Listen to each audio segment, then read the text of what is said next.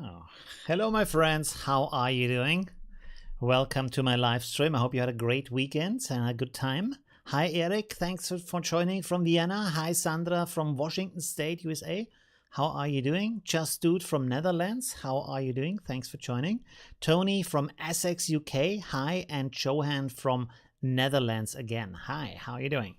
Awesome. Good. So I have, a nice topic today, which is, is this art? Which is a good discussion topic. We need to have more discussions here. So it's another talk stream, and of course we're gonna do the feedback for the weekly challenge, which is great. We had a lot of entries this time, really cool, based on my tutorial for these golden hour sunset colors. Pretty cool. So, and by the way, there was no video yesterday. I didn't do a tutorial. I did do a tutorial. I recorded it, but then I was not really happy with how it turned out, so I just didn't publish it. I invested hours. I spent so many hours. I recorded it again and again, and I just wasn't happy. It was about a perspective tool in Nick collection, which some of you has asked about. But the explanation, let me turn off the sound here real quick. The explanation could have been better for the different tools. I need more images for that. And also, I wanted to compare it to the perspective correction you have in Affinity Photo, because a lot of people ask, can't you do that with Affinity Photo? I wanted to show how is it different, why is it different, what is the purpose of such a tool, right? Which is really interesting, but I kind of was not happy with the comparison, you know? Okay. Your title got me curious. Oh, that's good. Hi, Just Dude. How are you doing? Hi, Jens from Germany. Thanks for joining. Hi, Snesana from Serbia. How are you doing? Thanks for joining. Awesome. All right. Yeah. So the topic today is, and this is basically an age-old question: is photography art? And it's kind of it's getting less and less, because of course now photography has a long history. It doesn't have to compare itself to other mediums anymore. But the interesting thing is, it still, of course, is bound to, in a certain sense, bound to reality because of what you photograph. It is not untangled from everything else like a drawing is, or a painting or a sculpture. We can literally do anything, or 3D art. You can just invent a world. Photography has to have something in front of the lens. Even if that something is abstract, it has to be like light that is getting captured. And it's an interesting thing. If it is connected to something, can it be as free as art needs to be? You know what I mean? If you think about other art forms like music or theater or writing or poetry or all these kind of things, you can do whatever you want. And then you have this, where you have a real appliance for that, right? So, and of course, there's different forms of art. Like there's fine art, where you need this kind of, or often want this kind of very disconnected format. And then there's applied arts, which is, for example, architecture, fashion, product design, things like that, where you have an artistic expression, but you also have a purpose. Because, for example, for clothing, you have to be able to wear it. Or for, if you design a product, if you have a cup, you need to be able to drink from that cup, otherwise it doesn't work. If it's an artwork, it doesn't matter if you can drink from it or not. If you have a house, for example, you have to be able to live in that or work in that, whatever. It has to work as a house. With art, not really. A sculpture can be anything. So there's this kind of applied art, fine art kind of thing. And of course, then we have general art, all of the rest of that, basically. Of course, there's other art forms, music, theater, all these kind of things. What are they called? They're not called applied arts. They're called performing arts, I think, right? That's the right word for that. Let me see. Let me have a look at the chat. Henry, hi from Czech Republic. How are you doing? Thanks for joining. Just Who says NFTs just annoy me. Oh yeah, I asked a question about the future of NFTs. It wasn't. It looks like a lot of people don't really have the most positive perspective on that, which is also interesting. Me included, basically, because as of yet I don't really understand what that is. What are you drinking? It's green. It's green? Really? Is my color? I maybe it's green. No, it's brown. You see that? Or maybe because of the green screen? No, that can't be. No, it's coffee. It's not green. What was I talking about? Oh yes, the NFTs. So that's a different topic, but what it reminds me of is when at the beginning you remember like the like year, I don't know, 1998, 2000, 2002, 2003, stuff like that, the very very early 2000s, where everybody said, oh, the web 2.0, you know, and I think most people didn't understand it, me included, what the difference is between, for example, using MySpace and having a forum post, or having a blog and having a forum, or all these kind of things, like then later Facebook, stuff like that. Why wouldn't you just put that stuff somewhere else, or on a website, or like... And then over time, it became a lot clearer, especially with these new devices, like with smartphones and such, why you need a format that is a lot more flexible and is a lot more disconnected from the classic thinking of creating a post to last, you know, or creating content because you want people to read through a long text or discuss with you for hours in a forum, stuff like that, or on a blog post, things like that. Or even with news, like news have also changed in that way. I'm coming back to photography in a second.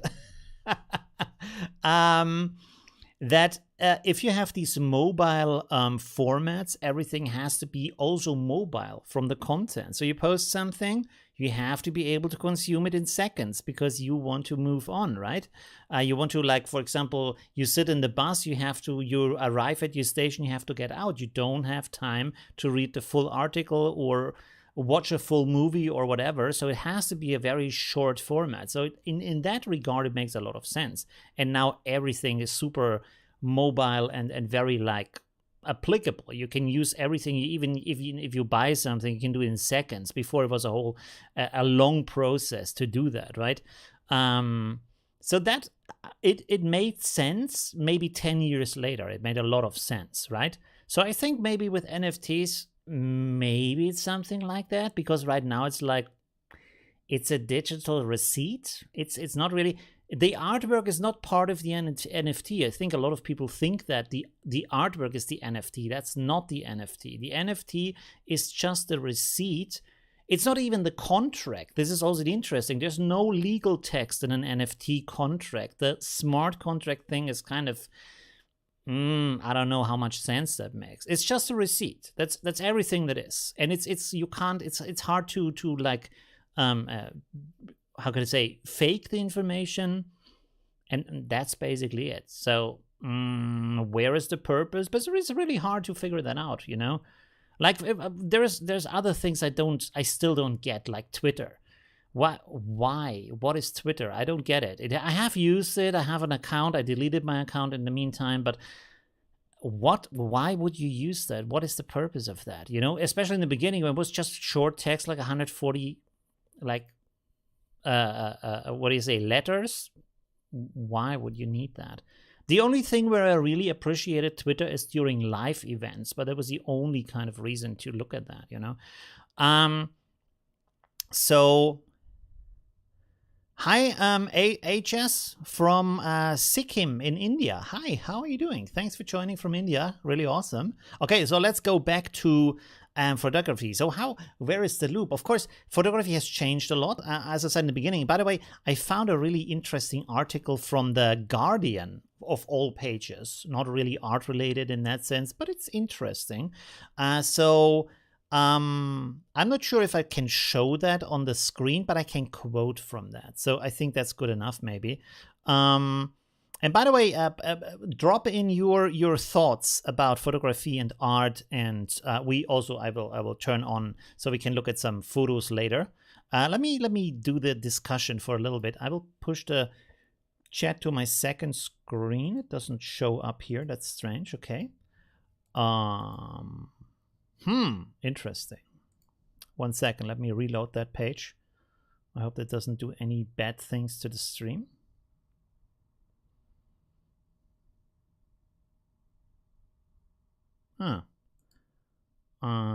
I don't have a chat at all now. Okay, interesting. Now I have to keep it in the second window for some reason. Okay, anyways. So let me quote, or maybe I switch over. I don't know. So you can see it too. Oh, by the way, I'm super sweaty. Let me fix that real quick. Da-da! Here we have some makeup. Oh god, so I don't reflect like a pool in the sunlight. Let's go here. I'm looking at my second screen, so I just know where the brush is going. There we go. This is why you have makeup for men in the showbiz, so you don't look so oily. Better, right? I'm still sweaty, but you don't see it anymore because, yeah. Oh my god. That was not a great idea. There we go. Okay. Good. That's enough. Oh, 1 second. Oh, man. Okay, good. So now I look a little bit more acceptable. Okay, let's go back to photography. So in the early days, so here it says the quote, at the early meeting of the Photographic Society in London established in 1853, one of the members complained that the new technique was too literal to compete with works of art because it was unable to elevate the imagination. Which is an interesting argument, of course, especially if you compare it directly to painting. Right? Because in painting, everything is set up in a way where you create things just for the story, just for the expression, and everything is made up. Nothing is real, of course, because it's painted. But especially with early photography, I think you couldn't do so much things with it, especially because it was on a glass plate or on a silver plate. So you took a photo and that's it, basically. You have the photo from that, right? So that's very literal. You didn't do much changing afterwards.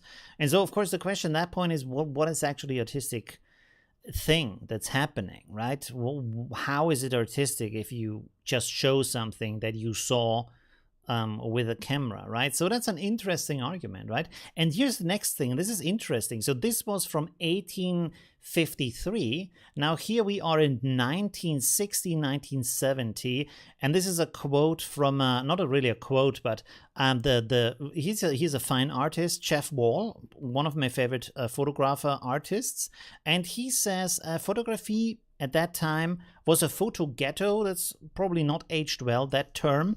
I would phrase it differently. So basically what he says, a photo ghetto, a niche of niche galleries, aficionados, and publications. And it's interesting because I can really see that back at that time, nobody cared about photography as art. Especially as fine art, because everything was still about painting and prints and, you know, Jeff Wall and whatever. I'm not sure that I'm probably not the time of Jeff Wall. I don't want to say something wrong here, but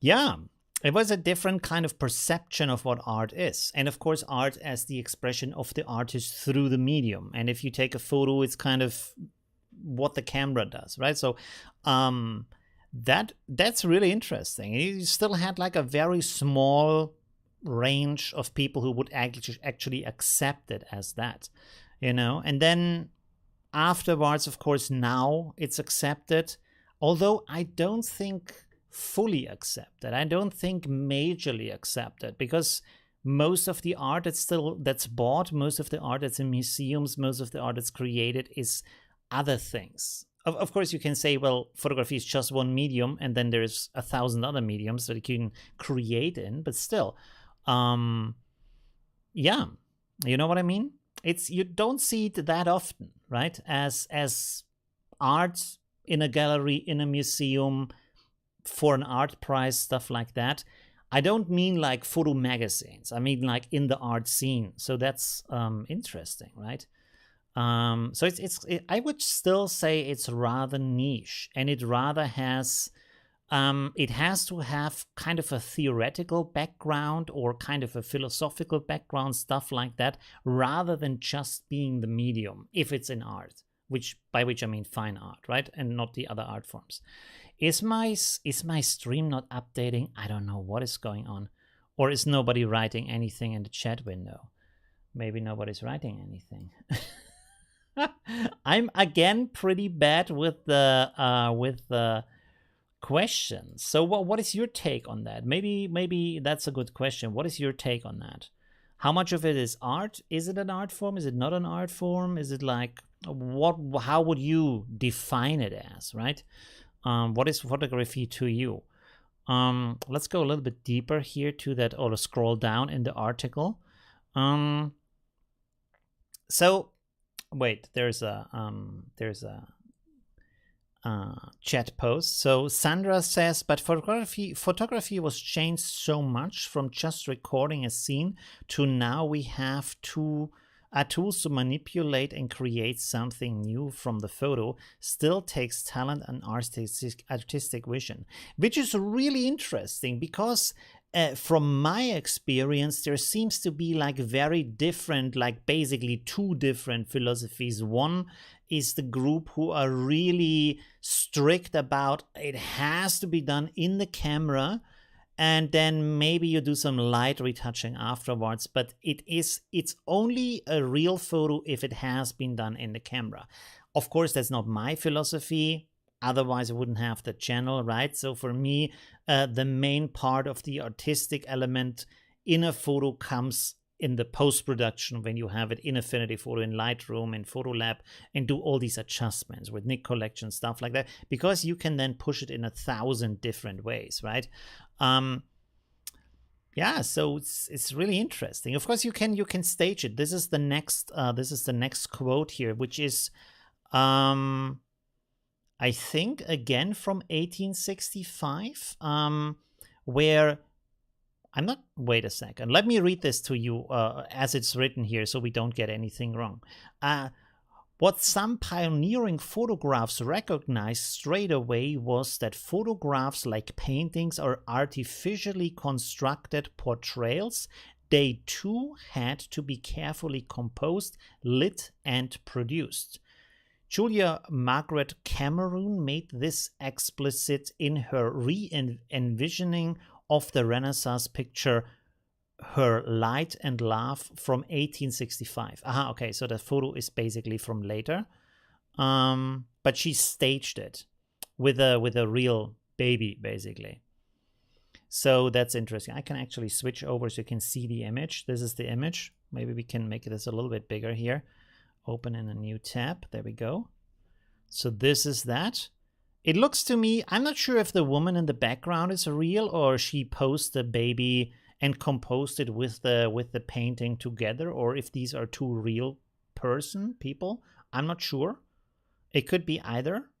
Yeah, so, but this is like, of course, back in the day, photography had to compete directly with painting, which is interesting because now you wouldn't even think about that, right? Of course, there's still this kind of discourse and stuff. So there is still a connection. But if you take a photo, if you buy a camera, you don't really think about painting, right? You don't really think about, oh, how can I make this look like a painting? You think about, I want to take a photo, right?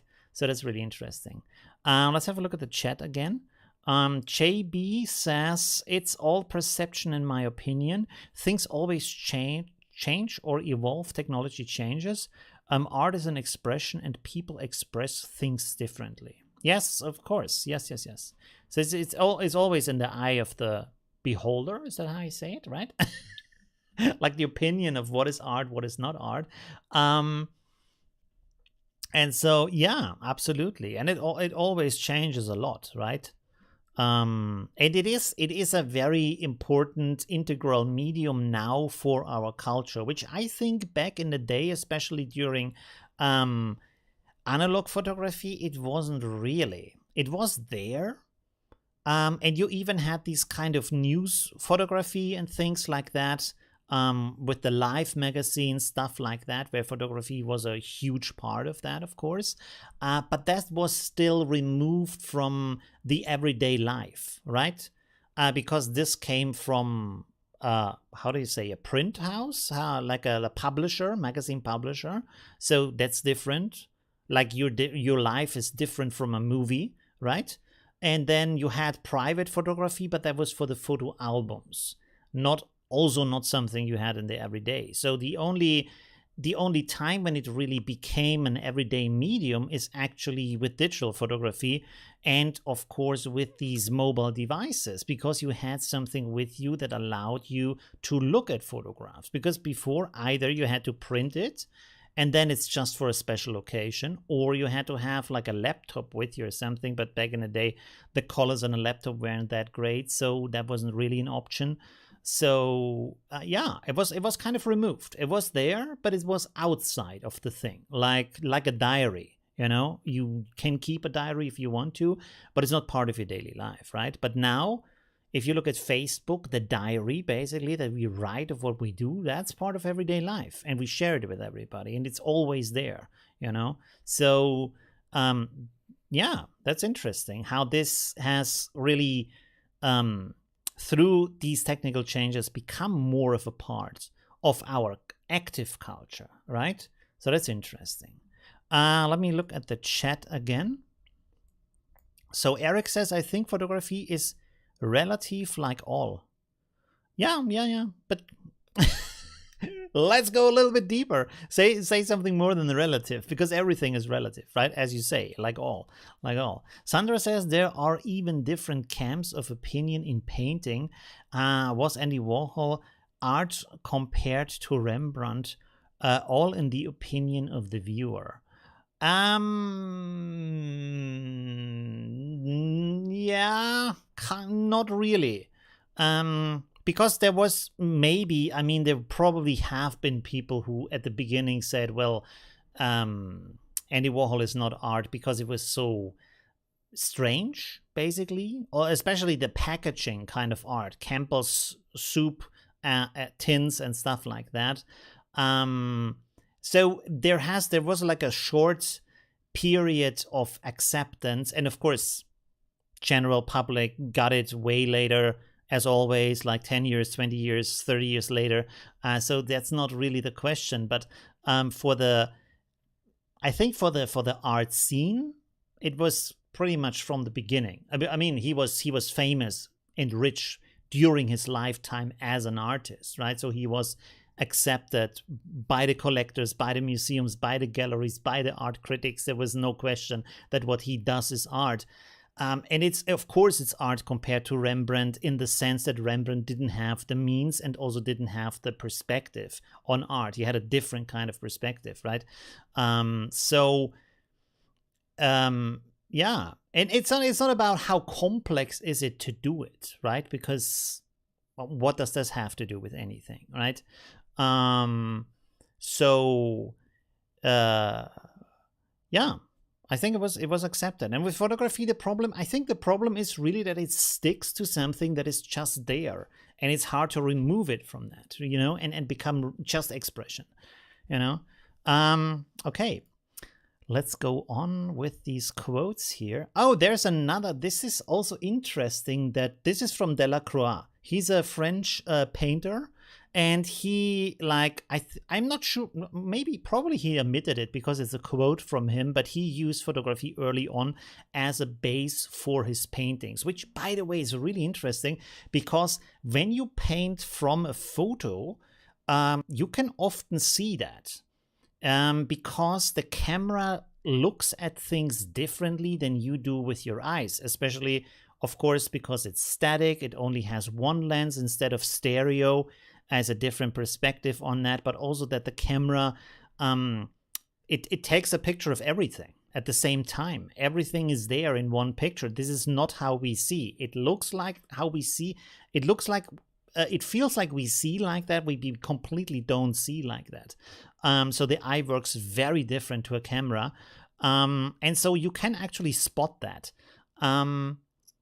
Yeah, what was I about to say? Okay, yes. So here's the quote where he said he is basically, he said, I experienced a feeling of revulsion, of almost disgust, and for the incoherence, their mannerism, and the lack of naturalness towards not photography, but towards engravings. Because back in the day, the artists used engravings or sketches from other artists as a source for as a library on the different body shapes and the different forms and the different things out there. Like if you say I want to draw a cow, or I want to draw a priest or something, you need to know how that looks, and you don't always have the chance to get a model clothing like that, or get a cow into your studio to paint it naturally. So a photo gives you a good impression, but a photo of course also sees things differently than you would with your eyes. So yeah, that's interesting, right? But he said, okay, no, photos are more real because they remove this kind of artistic intervention that you have when you draw something. Because even if you try to be super realistic and super precise about what you draw, and of course back then they didn't have hyperrealism in the drawing, it is an interpretation, because you only draw some parts and you shade it and do it in a certain way, which gives your idea of that object, not what the object actually is. So interesting, right? Let's go back to the chat here real quick. Should I don't know. Is it okay if you look at me? I don't have too many pictures on the screen today. Welcome back, dude. Who's dude? Oh, just dude. Okay. My internet stopped working. Oh, that's not good. Okay. Tim says, hey, from West Colorado. Hey, how are you doing? Thanks for joining. So yeah, but it's again, it's a really interesting thing. Let's go on here to the next quote real quick. Oh, this is also interesting. You probably know that already, but Edward Muybridge, he made these photos of a running horse. You probably have seen that, and other like running animal photos for scientific purposes. And this basically killed the idea in art that horses run with all of their legs on the ground, right? So yeah, all of the paintings before, or probably most all of them, I don't know, let's say most of them got running horses wrong before that, and then photography showed this is not how horses actually run, and afterwards the artists knew that and they drew horses correctly when they run, which is really interesting, right? So technology has a huge impact on how we perceive the world, because we are extremely limited in the way on how we can, well, experience anything around us, right? And technology can help us with that, especially by slowing down things. One of the major functions of photography and video is to have like either just a picture or have slow motion, stuff like that. And then, of course, all these kind of camera movements and camera tricks that show us the perception of the world in a different way. And because of that, you can then experience it in a different way. So from that perspective, it's culturally absolutely opening up the world to us in a different way, right?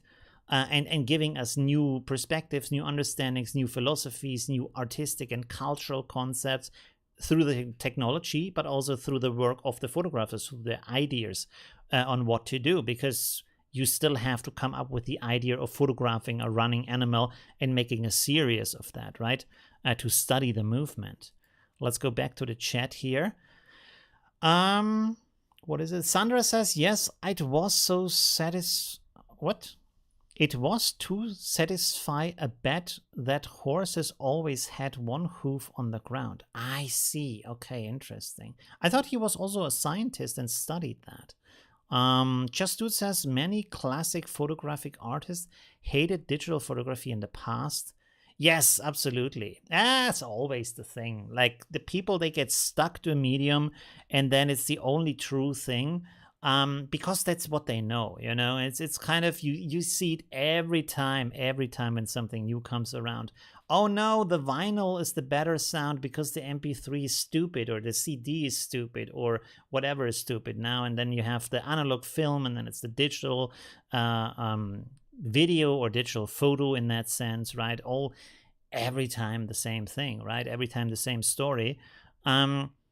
Because of course like with books, I still have a lot of friends who is like, oh, I need a paper book because the touch and the smell and whatever. And like, okay, if you like, I have like at the beginning, I also was into paper books still, but now I'm like over it, you know. Why do I need a paper book? For what? What exactly is the purpose for that? Maybe print it for pictures, but then still not really, you know. So yeah, it's interesting over time. And this is, by the way, you have this kind of progression that you always see when new things come around where, wait a second, let me think about what the progression is. What is that again? Man, I forgot about that. So a new technology comes around, and of course, then it's first of all hated by everybody, apart from some evangelists, some people who like early adopters. Let's say it like that's easier. And then it gets like used for the newness it has, right? So you try to really concentrate on how it's different, how it's new, and really pronounce that and make it very visible and very apparent because it's the new thing and you just want to show how cool and new it is. And then over time that dies out because it becomes boring and uninteresting and you forget about that kind of thing. So the technical aspect of that, the technical newness goes away, right? And then that is the point where actually the interesting cultural use of something comes into play, right? At that moment. So when you think, for example, I think internet and social media is a good example for that. At the beginning, it was completely unclear, and everybody was like, that's stupid. Why do we need that? It's kind of bogus and kind of just like a gimmick, gimmick. The classic word for not understanding new technology is gimmick. And then, of course, it got super pronounced in this and that. And of course, you have a million different formats of what it could be and how it could work. And everybody has different ideas. And of course, these ideas are usually mixed with old concepts. Like, for example, if you think about MySpace, was a cool page, but from the understanding of what social media is today was pretty, like, still very classic in the understanding, right? And then you have other formats after that. And of course, now you have formats in social media that are sometimes hard to grasp, like, for example, TikTok or other formats like that, Snapchat, things like that. We don't know what the hell is going on. But it's at a point where it overcame that kind of technological, like needing to show off with these abilities and get kind of boring in the middle, and then you have this cultural use, and now it's kind of an everyday thing where it's basically what we do all the time. Every time you need something, you go to a social media page, right? That's the main thing you do. If you want to, if you want news, you go to social media, right? You go to YouTube, you go to Facebook, stuff like that. If you want to have a review, you go to YouTube. If you want to buy something, you look up on YouTube, is it good, is it not good? Or some other page, Facebook, whatever you want to use, right? Everything is social media now, right? It's not really any purpose to go to other pages anymore. Maybe, I don't know, maybe pages like Amazon or something because you want to buy things, but even dating is on Facebook now. It's not really good, but it's there. So yeah, it has basically kind of replaced the internet, is what I want to say with that. Wait a second.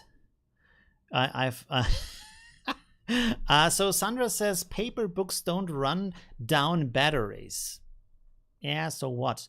But you need a light to read. So and my device doesn't need a light to read because it glows on its own. So it's like, yeah, it doesn't need that much energy anyways. Okay. Oliver says, Mon. Hi, Oliver. How are you doing? Thanks for joining. JB says, no, Sandra, but they do take up a lot of space.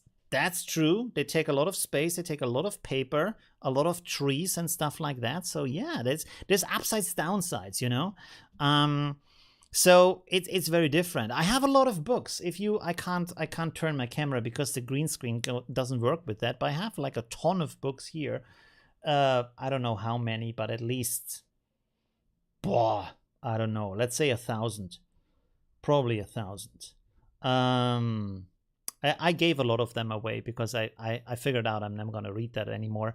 So yeah, let other people read that. Yeah, so but it's kind of, it's changing all the time, and also with photography it's changing all the time, right? Should we look at some pictures? By the way, if you want to suggest some photos and things like that, you can. Oh, let's look at some photos here from the article. That's also very nice. So let's have a look at these. So this is from Richard Billingham Hatchrow from 2003. Let's make this a little bit bigger here. This one, sorry, low resolution, but I think for the stream it's good enough resolution. And that, you know, if you look at these kind of pictures, you're like, what is that exactly? Why is this good, you know? And this is, I don't know, you know? It's interesting. Look at this. This is, on the other hand, more expressive here with this couple. In this, when is that? My God, the times move. 1991 is a photograph, Signs of Time, great title, in England, from Martin Parr. So that's a pretty cool photo. It's very strange. It's very eerie from today's taste. It's very cringy also to a certain extent. I'm sure people still love this kind of style. But yeah, that's kind of interesting. Also with the posing and stuff, the guy's standing there, he has a suit, she's sitting in the chair, has a, would you call that a dress? I'm not sure. So I don't know what this is here. I think these are wine openers, kind of a collection of wine openers and stuff like that. He's framed by the curtain, although his head is kind of stuck here in this, how would you call that? The top of the window. So it's very interesting. Yeah. And of course, you have things like that in painting in the past. So this is probably more of a reference to what has been going on with painting in the past. Let me put the chat over here. I still like, well, I can't say I still like paper books. I still have paper books. Let's say it like that. I'm reading them because I have them to finish some of them, but usually now I buy digital books or even ebooks. Anyways, let's go back to photography. What are books? What are books is a good question. You know what the one thing I don't like about ebooks is they still, and this, by the way, this is the thing. Let me switch over here real quick for a second. This is the thing with technology that hasn't really adapted yet completely, is that ebooks still look like books. They have pages that you have to like switch through, and they have the layout of a book, and they have like, they work like a book. And I don't understand why, because it's digital, you have a screen. Why does it look like a book? It makes no sense for that. It makes in a certain sense if it is just a textbook. But I mean, today we have animations, we have photos, we have videos, we have audio, we have interactiveness. Why is this not part of books today, right? Why is it still a long row of text? There's some features in there that are different, like these a little bit gimmicky reading helps that show you individual words, but it's still very much a book. And it's very much not very satisfying in the sense of moving on with technology, right? Because websites don't look like books anymore. You know, if you look at Facebook, doesn't look like a book, right? It's called book, doesn't look like a book. It works like social media, like what we expect today from media, right? Anyway, let's go back to the let's go back to the screen here. What is it? Oliver is saying, it seems she is in change as the CEO and he is the valet. Ooh, that's a very interesting interpretation. Yes, okay. He looks like a valet. Yeah, he's waiting for the next command. Interesting interpretation of that. Let's go here to some other books. This one is really interesting. This is from Ori Gertz. I hope I say that correctly. Blow Up, Untitled 5. And these are frozen flowers who have been smashed or exploded, better said, and then photographed. By the way, interesting fact here, interesting side fact here. Let me switch over to the big screen. You will probably have noticed that a lot of modern art has the title Untitled. And you probably think, they didn't have any good idea for the title, or that I don't know, it's just not creative enough for a title, right?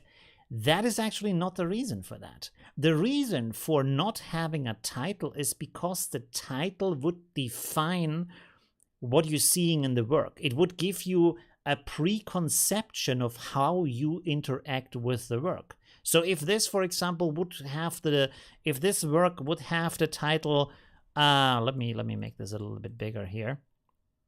It's, sorry, the quality is not bad. Maybe I can search it in a bigger resolution.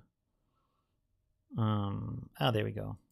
Is this a bigger resolution here? There we go. Yeah, it is a little bit bigger. Man, these cookie things, they annoy me. Yeah, it's a little bit better. Okay, let's go like this.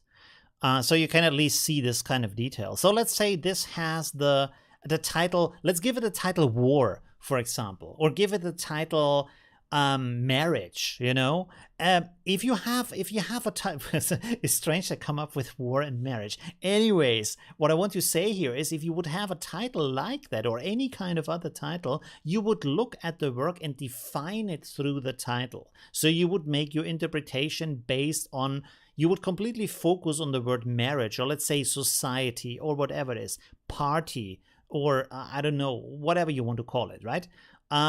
You would define the word, you would define the work purely by that, purely by that title, and it would completely take away from the work.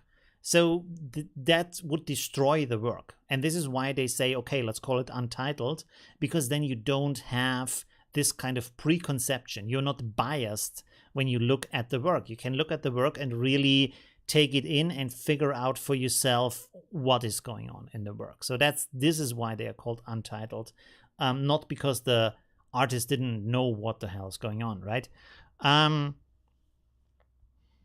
Oliver says Apple Pages is saving under EPUB 3 form, by the way. Oliver says, do you use the dyslexic font on screen? That font is supposed to help. What are we talking about right now? I like books because I'm dyslexic, and digital books prevent me from retaining the information.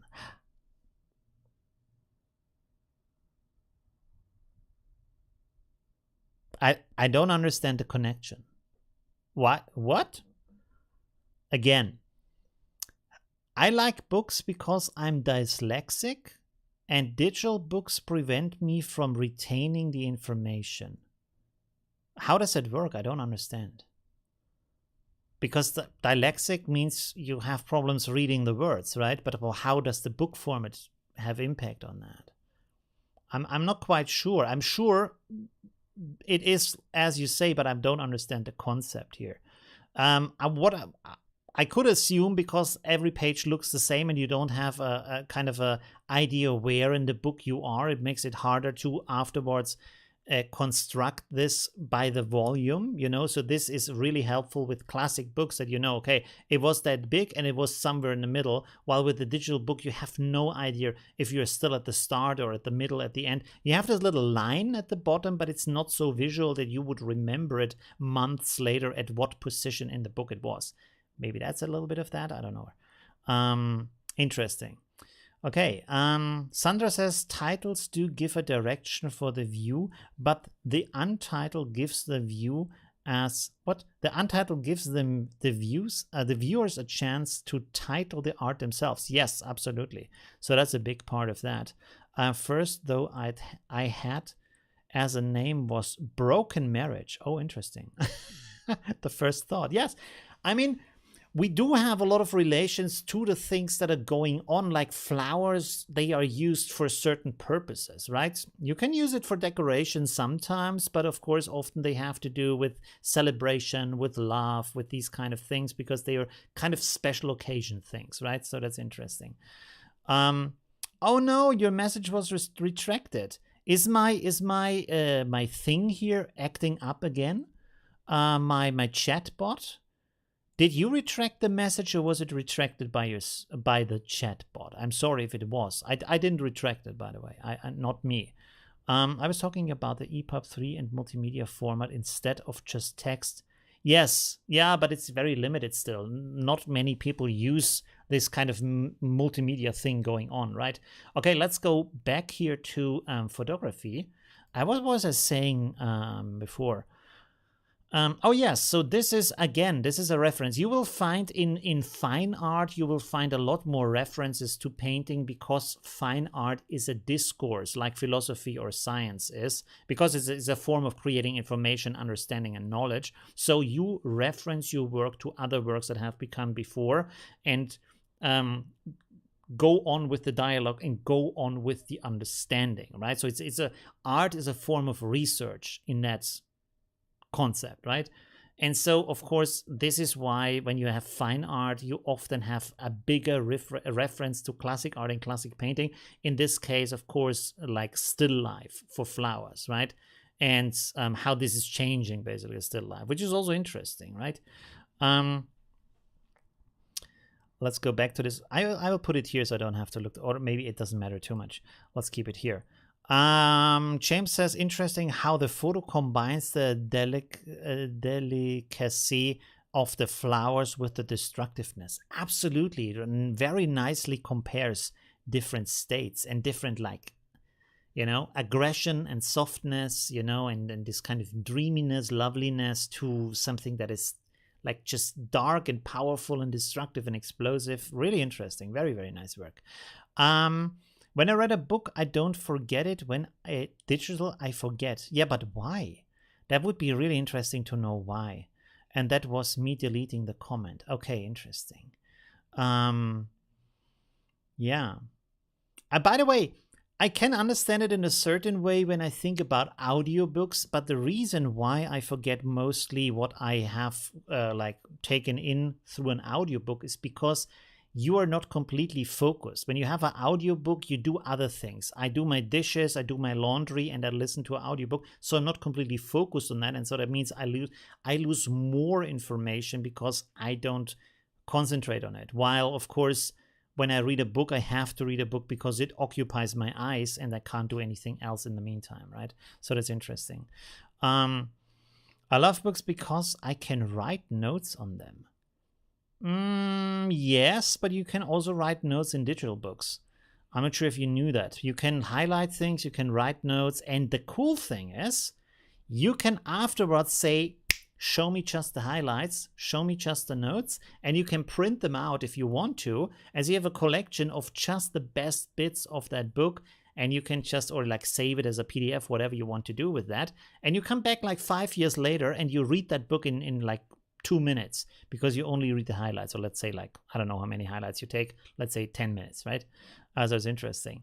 I should do a book channel because everybody wants to talk about books rather than photos. What's going on? Let's talk about photography. I came up with the book topic, so it's my fault, of course. Okay, I don't have any more highlights here. I had another post open before. Let's look here. It was something about best photography or something like that. Photo art? 1 second. Fantastic examples of fine art photography. Yes. Let me see. I hope there is no nudity here in this page. And so there you have a lot of things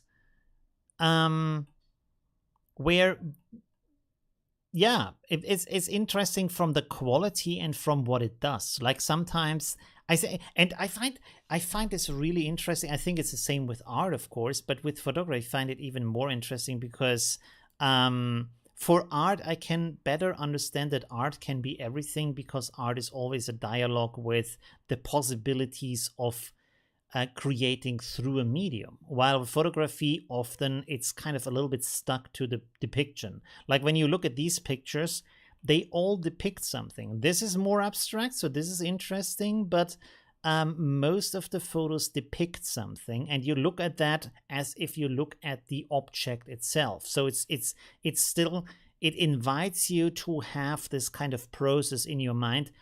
Like when you look at this, you see a guy standing in front of a wall, and you don't see that as a painting. You see it as a guy standing in front of a wall, and then you have these kind of floating skulls here, which is interesting, but still, you connect to it as if, oh, there was a guy standing in front of a wall. With a painting, you don't really do that, right? Because you think, yeah, it's a painting. I don't know if there was ever this kind of situation actually happening. I see it as a painting, but was it ever there? I don't know. Could be, could not be, right? With a photo, you know it was there. So that's the interesting. Like break, you know, where it breaks off from just being imagination or just being expression. Change the color, bookmarks, highlights, underline, whatever. What are we talking about right now? That's what meant. I'm confused. Don't forget. I think I missed some of the conversation here. Let's go back here. 1 second. Lots of school students. Oh, okay. Audiobooks put me to sleep. Yeah, that's true. It's a good medium to fall to sleep. It even has that function to fall asleep. Like play for 30 minutes and then just turn yourself off, which is really great. Just that's what I meant. And then JB lists some things that can be done with audiobooks, I guess. Okay, with digital books. Okay, interesting. So let's look at some other examples here. And some, of course, are more abstract, and some might be more gimmicky or something like that. So, yeah. And it's also what you see is often in photography, this kind of playing with objects in a different, interesting way, to arrange that in front of the camera to get an effect that works afterwards as this kind of 2D photo, right? So, of course, also with the technology that the camera has to offer to create that 2D image. Like, for example, this here, when I see this depth of field, you have a little bit of blur in the foreground, a little bit of blur in the background. So that also is an important part of that, right? Yeah. Whoops. Some advertisement here. But what is your take? Let me know more about your take on photography. How do you see it? How do you use it? In what sense is it art? Is it art or is it artistic in the sense of creative, right? So what is your perspective on that? For me, of course, as you know, a lot of the things that I think about with photography is the cultural impact on that, how we use it today, how it has become a language, how it is different through the different styles of camera we have, through the different ways we can photograph, make things visible. So yeah, that's the interaction between the how do you say, not the interaction, the meeting point of technological ability and cultural change. This is one of the major things that I find extremely interesting about photography. And also this is why editing is for me so important in photography, is because it redefines what has happened. It removes it more from reality and makes it more an expression, an artistic expression, right? Rather than having something that just was in front. Like here, this one, for example, it's creative, but it's I would say just a photo. It's a nice trick in front of the camera. This is this kind of, I would even say there, if you have this conversation about photography has to be done just in the camera, or photography has to be mostly or is mostly created in the post. When you define yourself as a photographer who works mainly through the camera and putting things in front of the lens, of course you're limited by that. And you can see that by the photos. The photos usually use some kind of nice, interesting arrangements, optical tricks, technology related tricks through, like here with lens blur and stuff like that, with motion blur, with long exposure time. So it's trickery with the ability of the camera to capture the light at that moment and to work with this classic light and shadow and color theme. Because this is basically what you have. There's nothing else you can do at that moment, right? Other than, of course, like the different forms of light, studio light, sunlight, burning things like lasers or stuff like that, but that's all different kinds of light. While or this kind of, here you have also this kind of movement of the camera, stuff like in camera tricks, right, to create these effects. While in post you can do whatever you want. You can completely re-articulate the photo, create something very new from that. By the way, I have in the background, I've opened up my Lightroom here, because here you have this kind of discover section, basically, which is photos from other people. The interesting thing while I use this today is because when you mouse over, it shows you the photo before and then the thing, how it has changed to afterwards. And you don't find this on any other website. This is really a very, very interesting thing to do that, and that people actually share their tricks. I mean, you, for example, look at this photo here in the middle with this couple here with the water.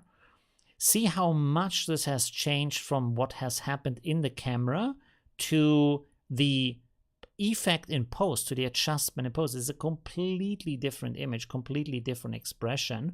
And this is what you have with, this is what you mostly have with photos that are created in post, that they are not so much focused on these camera tricks and more focused on the things that you can do afterwards. Because of course you have to photograph it in with the post-processing in mind. So you know the picture is going to change dramatically after you've taken it.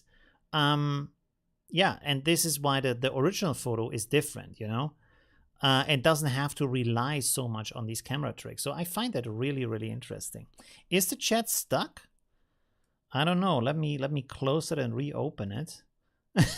I think again I'm talking too much.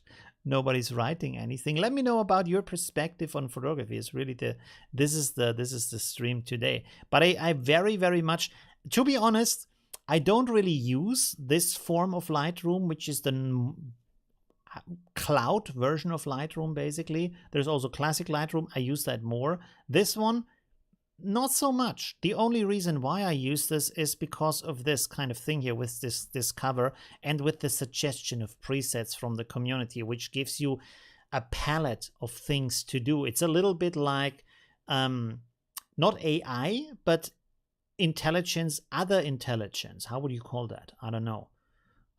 Community intelligence, crowd intelligence. That's the word. It's crowd intelligence. Sorry.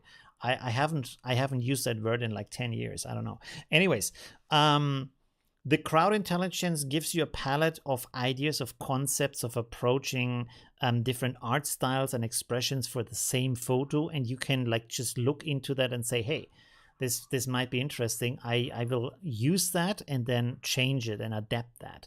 And because you have thousands, millions of people who think differently than you are, it enlarges your creative potential in that way, because we are all limited by the things we can do. By the way, this here is also very interesting. When you look at this picture here from the tomatoes, the before is a nice image, but not that interesting. And then through the editing, has this kind of high contrast thing with the pushy colors, and it's very different. Look how the shapes come out from these tomatoes, how they really appear to stick out of the photo through the editing. So that is really interesting what you can do in post. Champs say, I try to include emotion in my photography and a bit of mystery. My subjects are often people in an artistic way. By the way, I've enjoyed your channel. Thank you very much for that. That's a very good point. We haven't even talked about that. So let's say something more about that perspective, because that's really interesting. Write something more about your concept behind that. Oliver says, don't know if I can post the link here. No, you can't. You can't post the link because the chatbot is like for spam reasons retracting it. Let me see if there's some other interesting things. Of course, you can like make photos look nicer, but it's not really what I mean by that. This is maybe also a good example here with the lady. Oh, this is a good example with the flower here. You see the original photo, everything is very like similar and same. And then you create something that is more expressive and center focused and brings out the 3D shape of the flower and makes it more into a sculpture rather than this flat thing you would see with the camera or with your eyes, you know? This it doesn't look very interesting, the original, right? Even though it's the exact same flower. So this expressiveness that comes through editing is a major part. And I feel it's also a major part through the culture we have and the technology on how we use photography, that we require this kind of approach, because it has to be, if you have photography that is if you use photography as a language that has to be there in seconds or in minutes to join the flow of information that is going on every day in social media on how you exchange yourself with your friends, but also with the world, the classic process of setting it up good enough to do it only in camera, or maybe doing it in a studio or doing it analog with this kind of development stuff, all of that is too slow and too involved and too limited based on what you actually want to express in the photo, because you want to highlight something, you want to tell something, you want to compress it into that specific story that you want to bring out. And you, of course, the digital effects allow you to do that after you've taken the photo, to just say, okay, this is actually what I want to take from that. So you basically extract the most important elements from the photo in the sense of adjusting it so these elements stick out. Let's go back to the flower. So these elements that you find most important, most impressive, they stick out of the photograph, while the other elements take a backseat, right?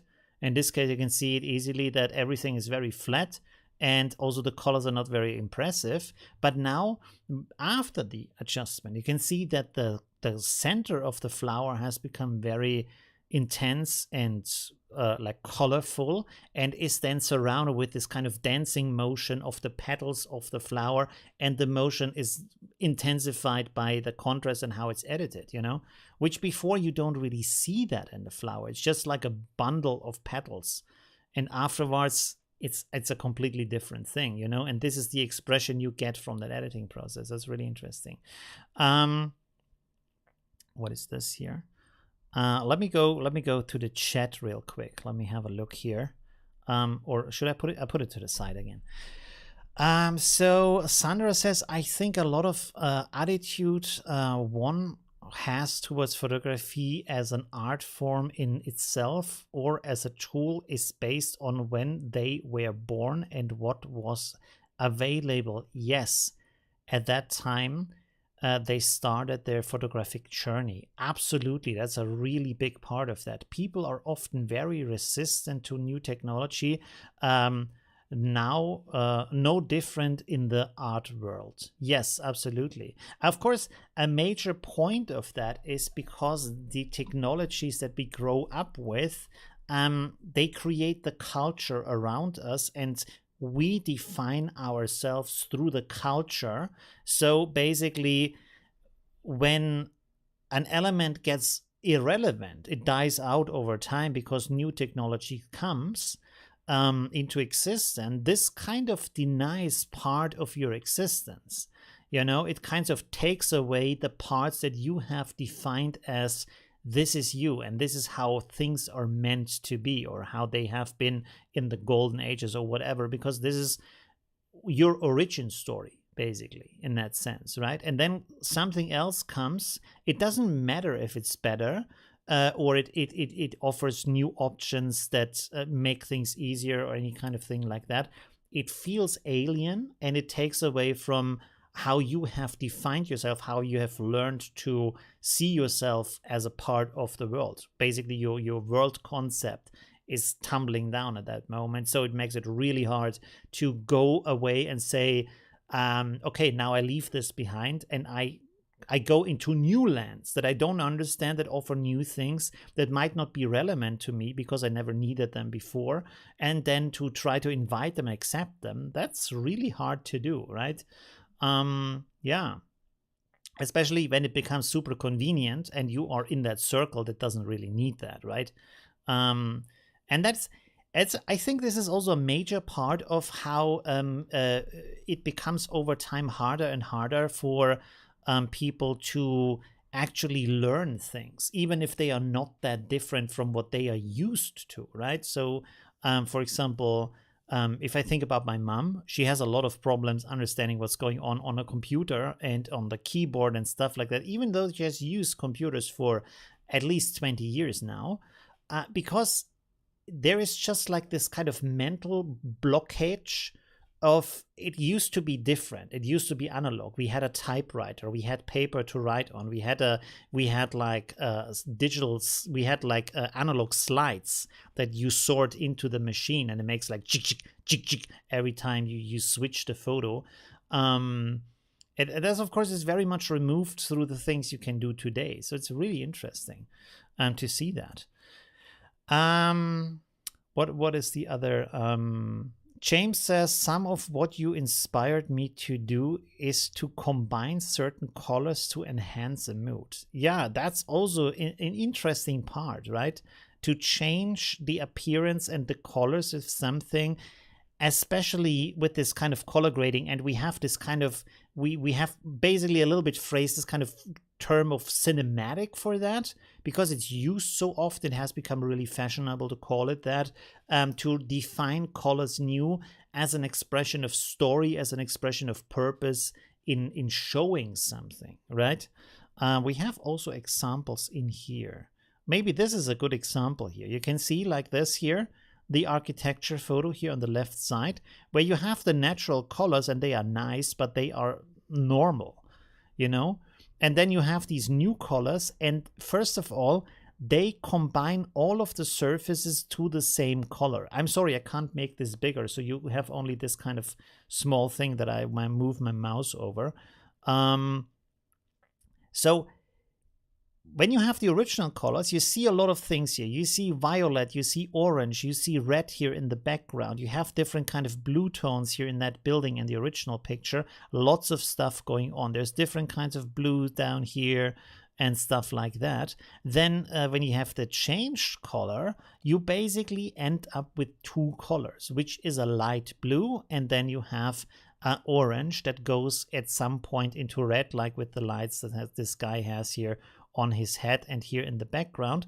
But all of the colors are very similar, and you end up only with two colors, which unifies the complete scene, and you can concentrate on these two elements and like carve out the story from that. So that's a pretty very, very important element from that. Again, something you do in post.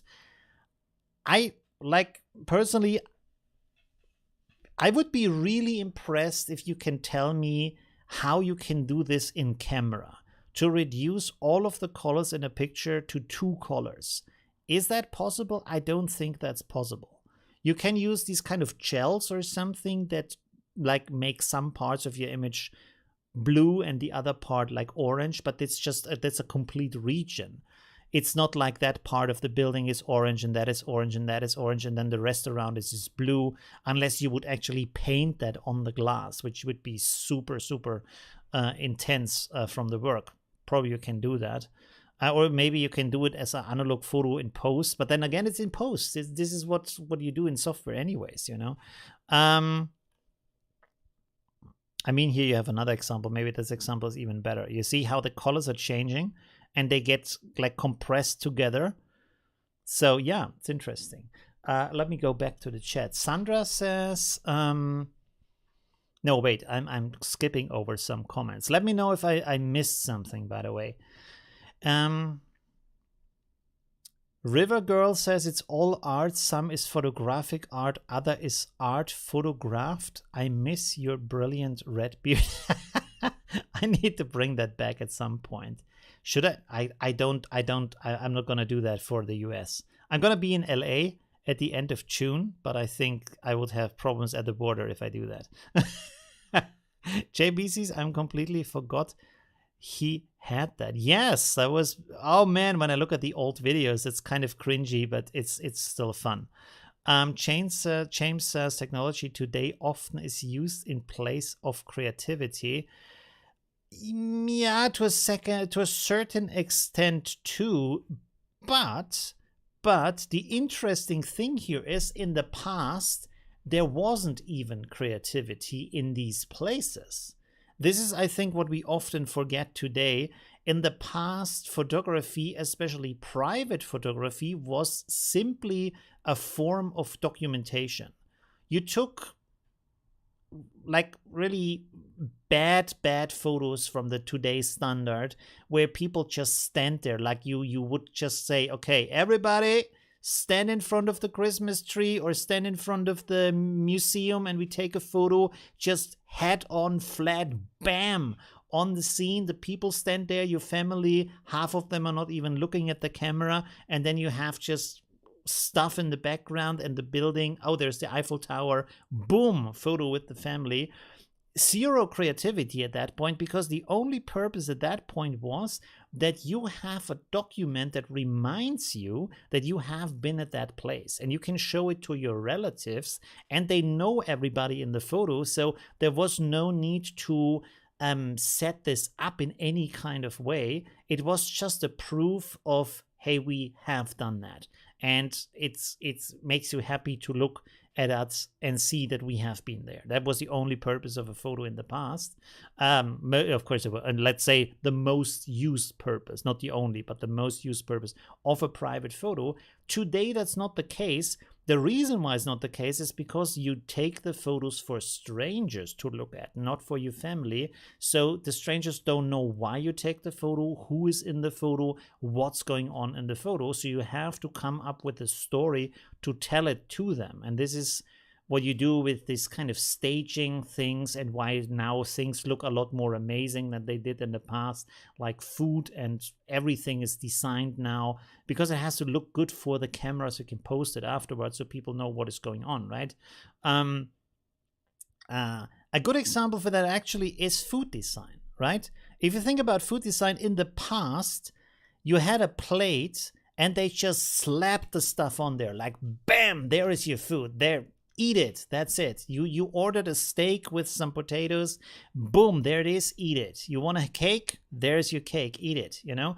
And now it has to be designed because you can't taste the photo, but you want to share the photo. So for the cook, it's important that you can taste it through the visual experience. It tastes visually nice.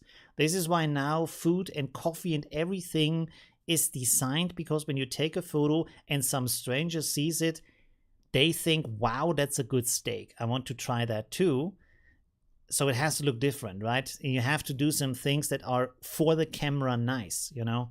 It kind of sometimes or often even just staged. They make no sense taste-wise, but it just looks good. It's advertisement, it's marketing, right? Word of mouth. Super important for that, right? Okay, let's... We have a lot of excursions today. Let me see. What did I miss here from the comments? Completely forgot. I have read that already. One thing I learned from you was use of digital painting. Really? 50 years ago, when I got my art degree, I used oil paint. Okay. Oil to paint with, okay, but your suggestion to use Krita, I now have switched to all digital artwork. Interesting. That's very nice. Yeah. And it's also interesting how different digital painting is from the actual painting on canvas, because of course you have layers and you have blend modes and you have all kinds of different digital tools that you can use, and textures and effects and stuff like that. It's really amazing how that is completely different from classic painting. Yeah, and you can of course create effects and colors that you can't even do with classic medium. Again, a really interesting thing, which of course we also have with digital art, if you think about photography, because a lot of things we do today with digital editing is actually not possible in analog at all. You just can't do it. It was not like difficult, it was impossible to do it at all. And that's really interesting that today for us it's really easy to do things that in the past haven't even been on the horizon of things that can be done with a photo. Sandra says, I even use it now to design my jewelry and shawl projects. Paints, pencils, and paper are collecting dust. Oh, wow. Okay, so you switched everything over to digital, which is awesome because, yeah, it's very quick and intuitive. The only thing, of course, what you lose at that point when you have these classic mediums and you design, for example, jewelry and things like that, is the actual feeling of the material. So that's going a little bit away. Like, for example, sorry, when you paint, when you draw on paper or you use watercolors or you paint with oil or acrylics, they have a certain way on how even the different paper types and the different color brands and the different brushes feel and look and express and flow into each other and react with each other. So there is a certain substance to that gives inspiration on its own in that process. But of course, digital does that too in a different way, right? With all these brushes and textures and blend modes and all these kind of things you can do, you still get that. And not in a material way, but in this kind of expressive way through all of the things that technology can do. That's really interesting. We haven't looked at photos in a while here. Let me read some more of that and we go back to the, photos. Oliver says, watching the Imagine, the website. What? I don't know what that means. Imagion. Imagion, is that a website? Is that a page to look at? Imagion. I don't know what that means. You have to rephrase that. I don't know what you mean by that. Okay, let me go back here to the chat. Jens says, you can do this with the Sony. It's a style applied to the JPEG. Yeah, okay, but then it's also digital processing, right? So it's basically like you would say you apply a LUT or something, or a different kind of color grade to your photo automatically in the camera, which still is digital post-processing. So it's not something you do. Well, you do it in the camera, but you know what I mean. You don't do it through the means of technically taking the photo with the sensor. You know what I mean? It's just post-processing that's done in the camera. So I don't think you can do something through just the photographic process. That's what I meant by that. But it's interesting that that's possible. I didn't know that. Which I'm kind of curious, why don't more cameras or even any cameras allow you to import your favorite LUTs? So you do have a preview in camera on how the picture is you looking with that LUT applied afterwards. That would be super good. You can do that with screens that you can stick onto your camera. But as far as I know, not many cameras support LUTs inside of the camera as a preview, not saving it just as a preview, right? I like your analogy. To what? Oliver says the images you show on Lightroom are available on Adobe website. It's easier for me to see.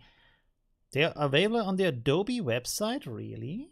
Let me see that. Adobe Discover. Adobe Discover.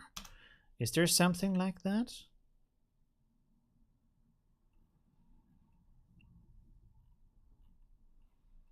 I'm not quite sure where you see that. Discover Lightroom Cloud. Or are you logged into that maybe?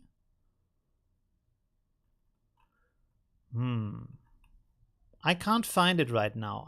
It's probably there, but I can't find it right now, and you can't share links, so sorry for that.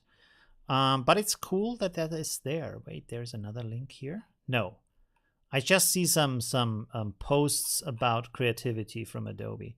I'm not quite sure. Anyways, let's go back here. By the way, we have forgotten about what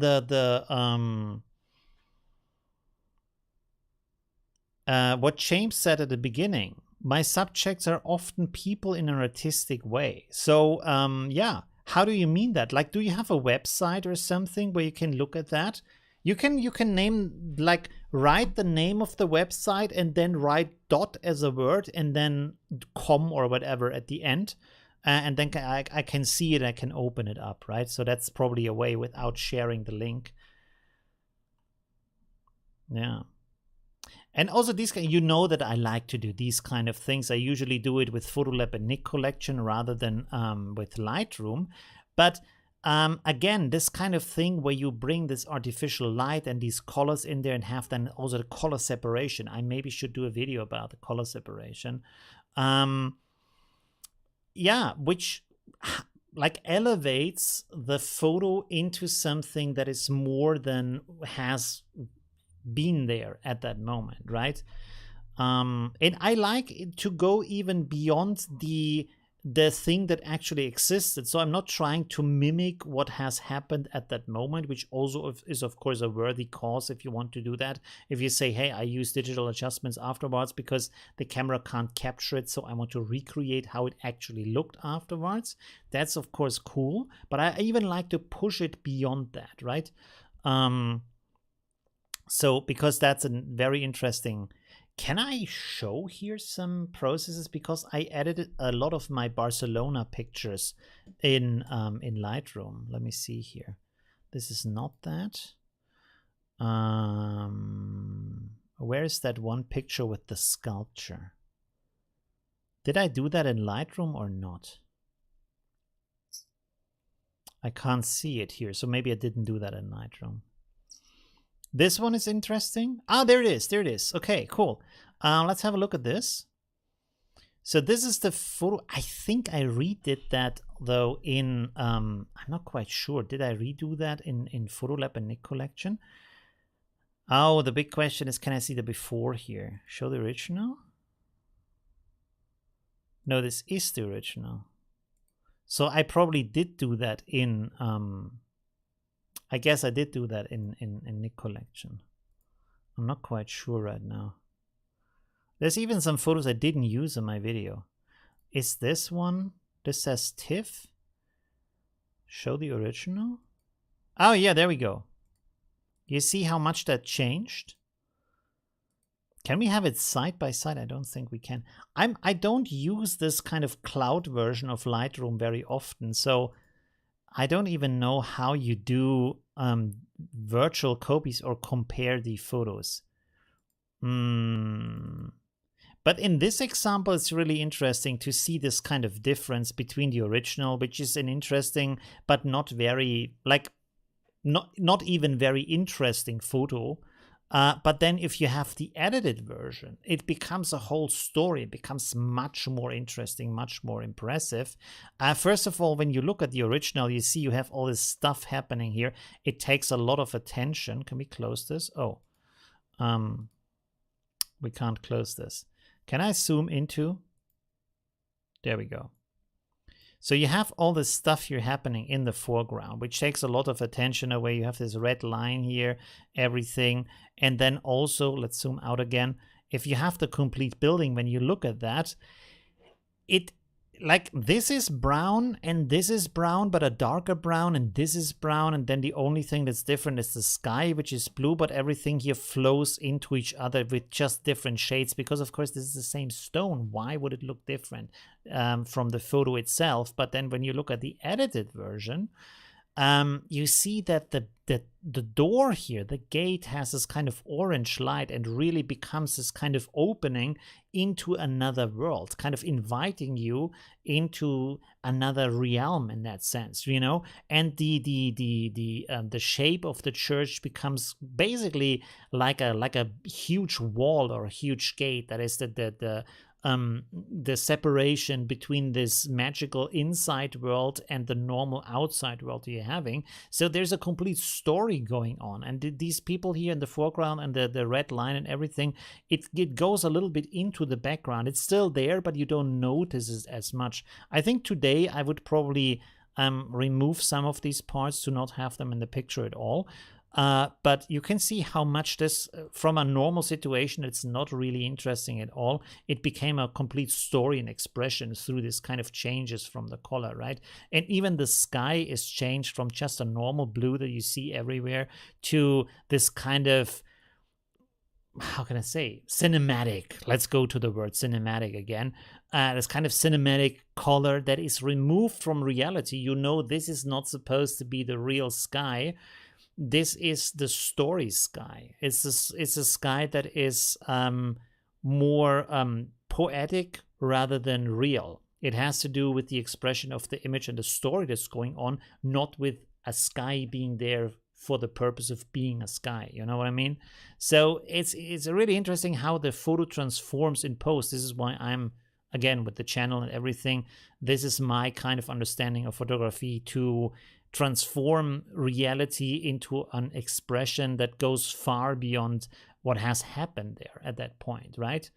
And this, like we talked, or like I said before, is when you understand the camera as I do it just in camera, you can only photograph what's happening in front of your camera, because this is the only thing you can capture, because your way of doing that is to capture this thing that is happening in front with that machine.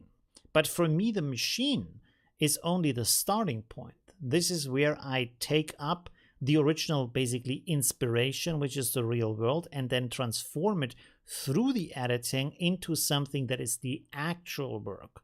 The actual work is not happening in front of the camera. So what is happening in front of the camera is actually not really that important at the moment. The only thing that's important to what is happening in front of the camera is the question, can I transform it afterwards into what I want it to be as an image?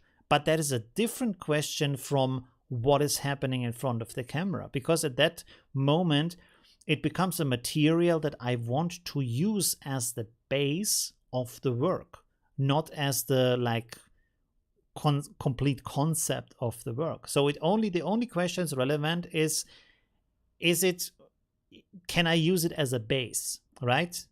I hope that's I hope I made the difference clear. Let me go to another picture. It's also very interesting with this gate. I think there you can also see it quite well.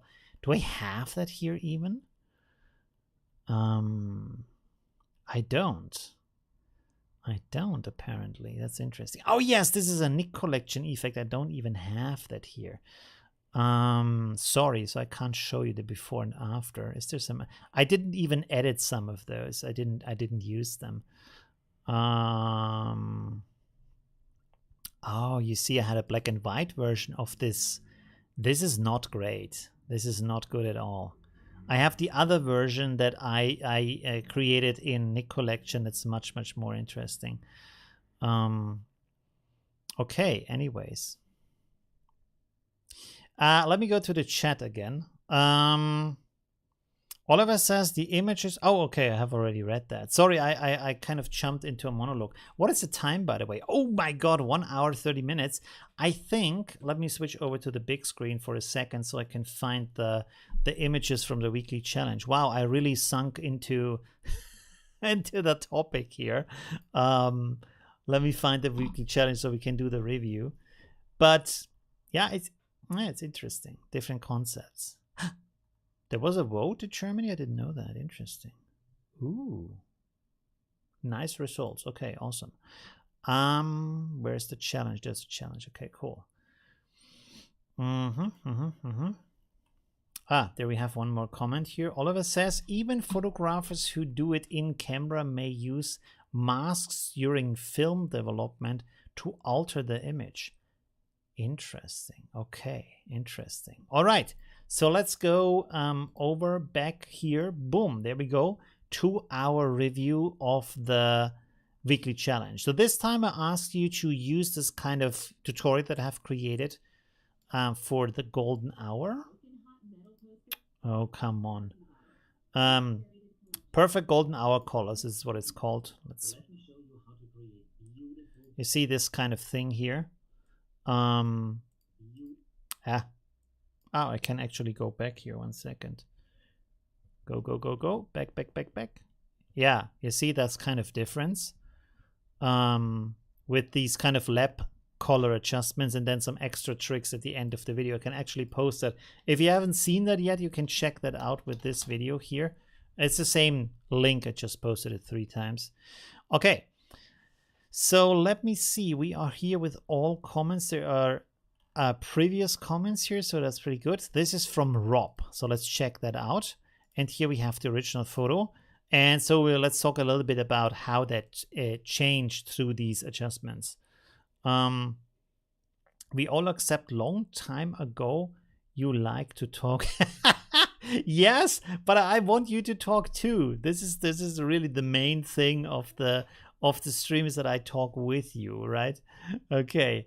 There we go. So this is the original image, which is already very nice. Indeed, it is. Here it is. Thanks for reminding me. Okay. And this is the adjusted image where you cropped into a little bit. That's interesting. And you created a new look, which is nice. So you have a lot of these like violet colors here in the sky, and you have this more orange burning sunset here that's also glowing very nicely into the landscape, compared to here where everything is very dark in the foreground. You do have a lot of the violet in here in these trees. That might be purposeful. If it's not purposeful, I can tell you that it's you can do this in Affinity Photo with, let me use this photo here real quick. Open up Affinity Photo. There we go. 1 second. So when you do that, let's make an overlay here real quick with violet, like so. I'm just using it in the sense of, you see, like this, to show you this kind of effect. Let's go to screen so you see it really intensely. And now when I go here to this little cogwheel here on the side, and I have my blend ranges, and I have the underlying composition ranges, you can see when I pull this down, and I can pull this up again. So you see we have this intense violet in the back, even here down in the landscape. It is removed from the darker parts of the image because I can filter this out. This is basically like a luminance mask in that sense, where on the left side you have the dark values, on the right side you have the bright values. And with this you can adjust, as you can see down here, from 0% to 100%. So if I move this down, the effect is applied 0% on the dark colors. And this is how you can basically filter this out without creating a complex mask. A luminance mask it's still a mask in that sense, but without painting a complex mask, just removing it from these values. You can also, of course, reduce it from the bright values if you want to. You see, if I move this over here, these brighter areas from the sunset now don't have that applied to them, but the dark ones have. Or you can have it somewhere in the middle or stuff like that. You can really play around with that and do some very interesting things with that. So this would be one way to have not this kind of shine here in the shadow, this kind of orange shine here in the shadow, if you don't want it to be there as a suggestion. But it's really interesting. Very nice editing. Thank you very much for that. Let's go on to the next one. This is from Snesana. There we go. Okay, cool. So here we have this image. Let's open this up even bigger. Wow, this is very big. Let's zoom out here. Oh, we can't zoom out. There we go. So now it should be like almost screen filling. And here we have this other image. This is the original image again. This is the adjusted image. Oh, it's really interesting. You see when you compare this, how you brought in the foreground here with the grass to make that more apparent. And then you have more colors here in the sky, which go from an orange over a violet to a blue or a dark violet up here. So yeah, there's a lot more color in there. It's really interesting. In the color version, the sky looks a bit more blown out. I think the reason for that is because here everything has this kind of orange beige color. So you don't expect to see too much color in here because already all of this is pretty much desaturated, so you don't see it too much.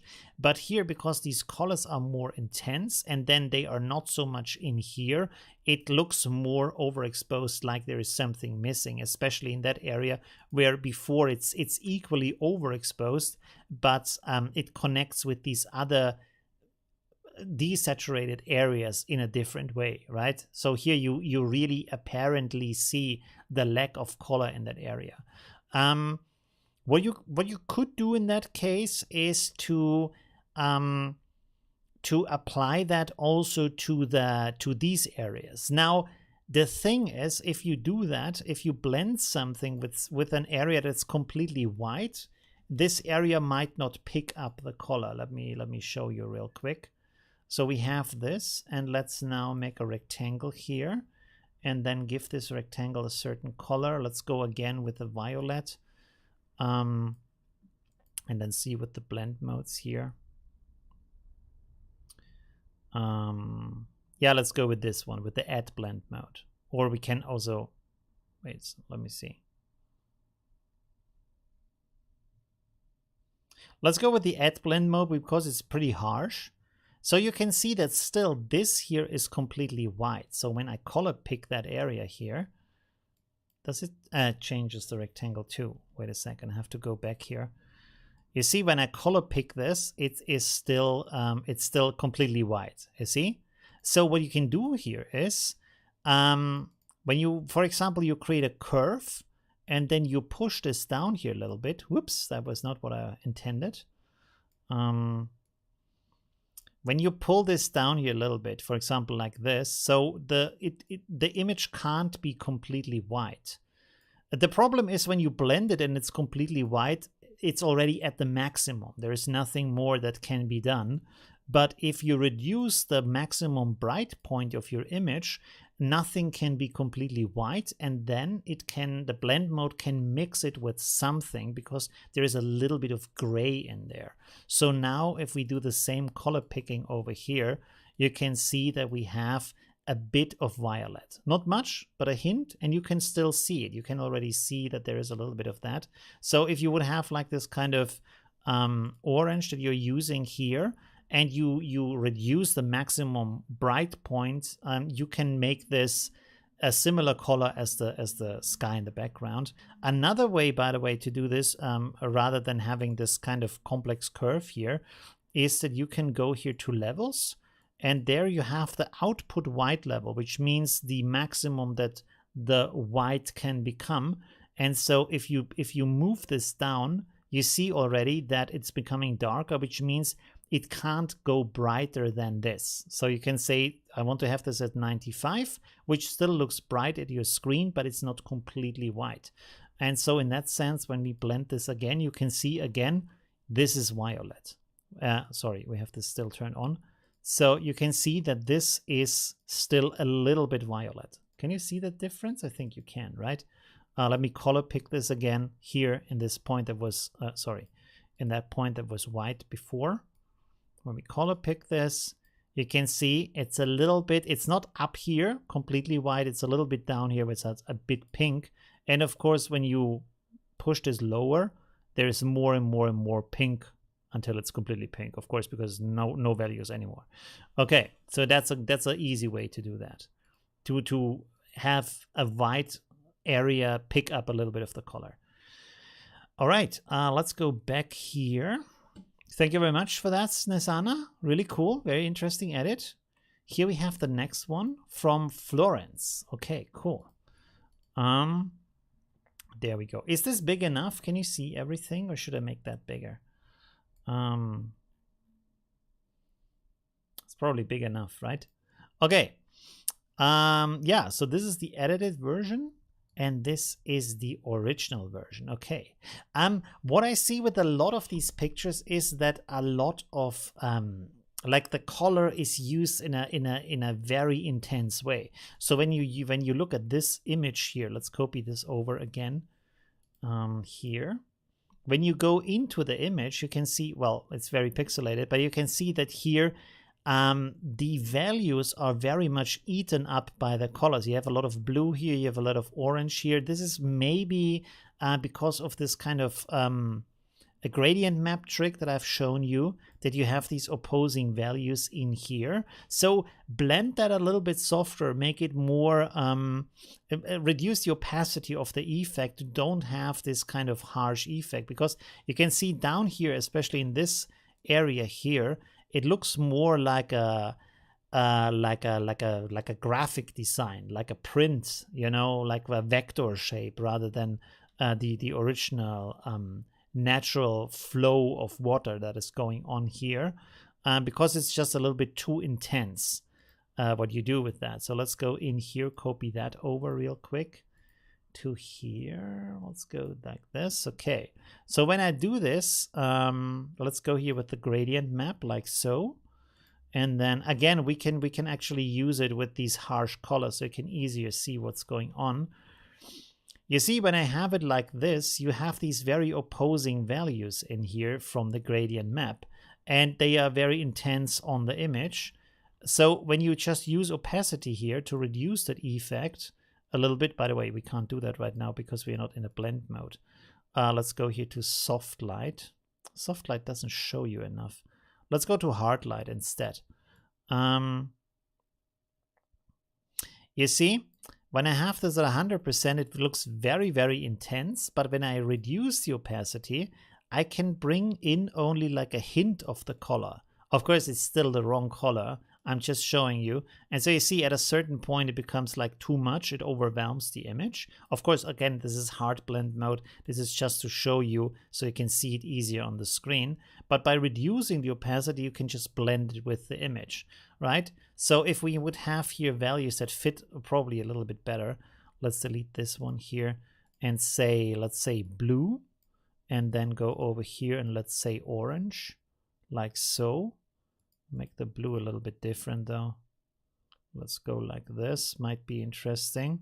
And then have a soft light blend mode. Where is that? Up here, soft light, like this. You can see that with the opacity, I can bring this in just a little bit. And you can still adjust this in the way that you say, here, this blue is just too bright for that image. So I go in here and I readjust that, right? Can make this darker like so. So you still have a little bit of blue in there, but it fits better with the image. So you really have to look at the image and adjust that. It's probably a little bit difficult if you have it's a problem with the color calibration in your screen, right? Because you might see the colors very different than I do. We see right now we are at opacity 59. So if I push this up, it becomes more intense. But even now at 100%, you can see when I adapt the values more to what I originally have in the image, it doesn't look too strange. It doesn't look too different because it fits with the original values we found in the image. It just gives them a little bit different taste from the colors. And in this case, it looks a bit strange. Where's the photo? 1 second. Here.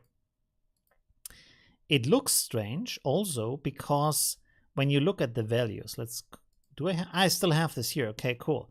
It looks a bit strange because these areas that are meant to be darker are actually brighter than these values. I think when we color pick them, we're able to see that. Let me see. So when we go here, for example, to this one here, you see here from the HSL values, we have a luminance of 31 and a saturation of 57. And when we go down here to this value, let's see what this is then. Luminance 22 and saturation 14. It still looks brighter, right? This part looks brighter than this part. Even though this is actually, it's actually darker from the value, it looks brighter. So this, if this would be a darker blue, it would fit better with the rest of the image that we see here. You see, even here, this looks very bright in comparison to the orange that's around it. So this is, by the way, this is also an interesting thing that color is very much also perceptive. So we see color in relation to what is next to the color, which often you have also with these optical illusions, where you have the same gray value, but it looks different in different situations. Do we have that here?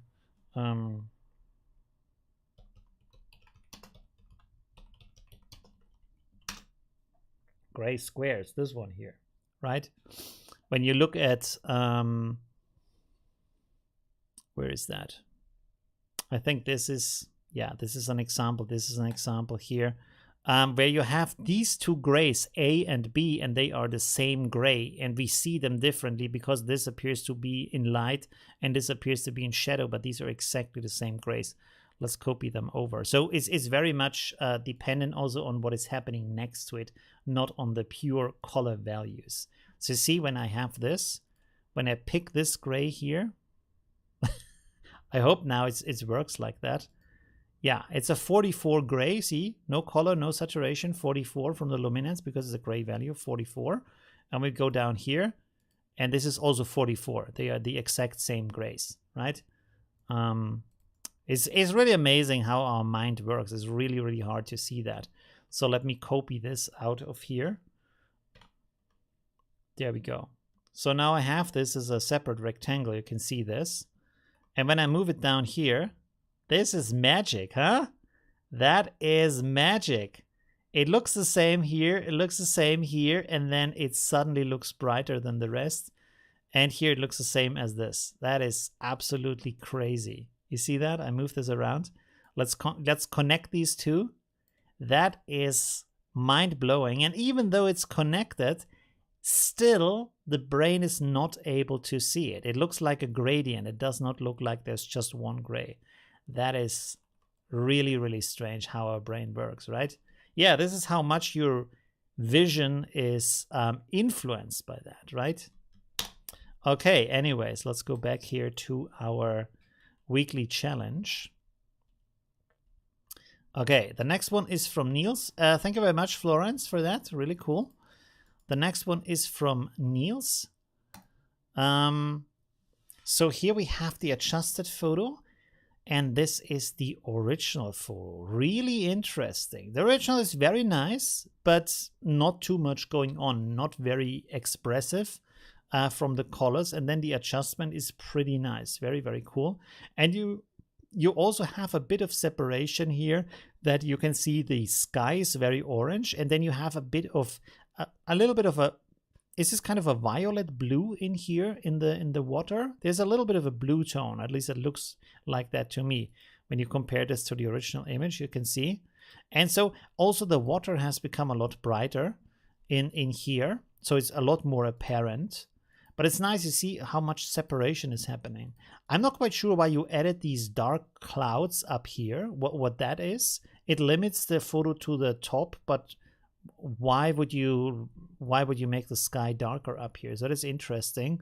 I mean, it focuses more on the center, of course, when this is dark, but it looks a little bit strange. And also, a thing you have here, this is a classic problem that you often have also in Affinity Photo, is this kind of blend mode thing here. You see that? Where it goes from this dark value here to kind of a orangey red looking to something that feels like it's green, and then it goes back to a kind of orange value. This is a problem with the blend modes in Affinity Photo. And oh God, I know why that is, but I can't recall it right now. It has to do with how the blend modes are set up. Where does this effect come from? It comes, I'm pretty sure it comes from the opacity. The opacity is a problem here. I'm not sure I can recreate that right now. Let me see. Let's make here a rectangle and make it a gradient, and then make it black on both sides. And then I will make this side here transparent like so. Ah, yeah, we already have it. Look at that. You see that? This is supposed to go from dark to bright, but you see here suddenly it goes to saturated orange tone, and then to something that looks a little bit green, and then to something that looks a little bit like the original value again. This is that. This is exactly that. Affinity Photo has a bit of a problem here to blend these values in a nice way. And the way you can do this, let me think if I can figure that out.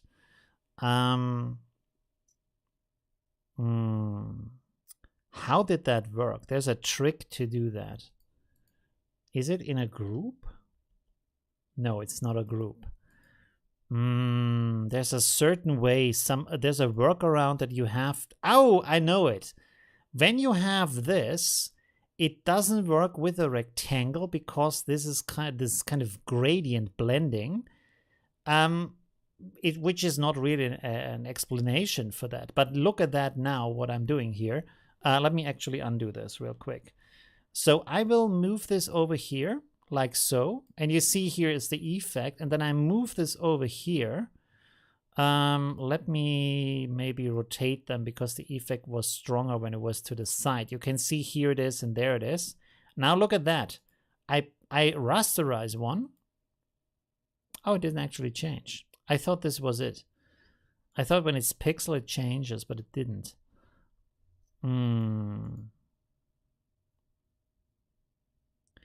That was the solution in the past. I can't recall. I haven't done this in a long time. There is some workaround for that. I'm not quite sure right now. I'm pretty sure there's one or another way to do that. Maybe with a mask instead of a gradient. That could be. I'm not quite sure.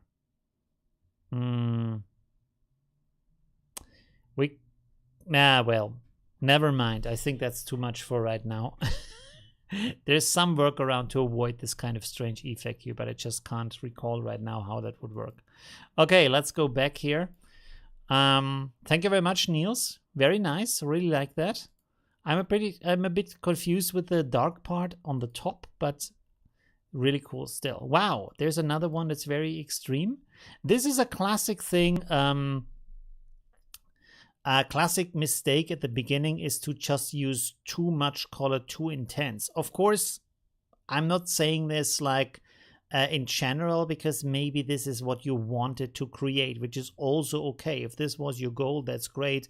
I just say often as a beginner, it's very inviting to use too much colors, also because often it is harder to see the difference in the colors. And so when you push them harder, you make more contrast, more color, more saturation, you see them better. And you can then adjust them easier because you see them.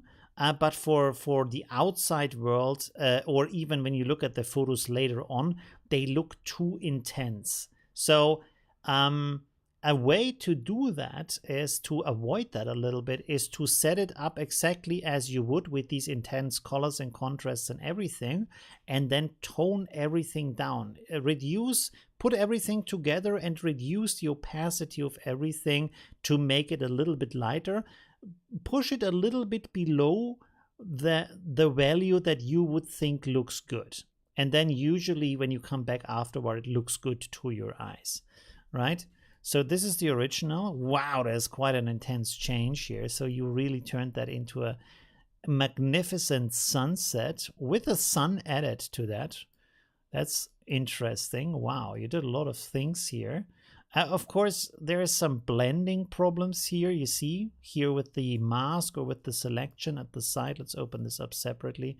So when I zoom in here, you can see there we have some unclean selection, and this kind of makes it like difficult with the blend mode, which if you use blend modes to create different colors in your image, to select this in the right way, even especially if you have a hard edge, it looks often very strange. So the easier way to do this actually is to use a soft brush and have some of this ambient light that's happening here also go a little bit into the landscape and into the foreground here, and have a bigger have a bigger area where it fades out, rather than have it abruptly stop at a point and then even maybe have this kind of glowing edges here that looks strange.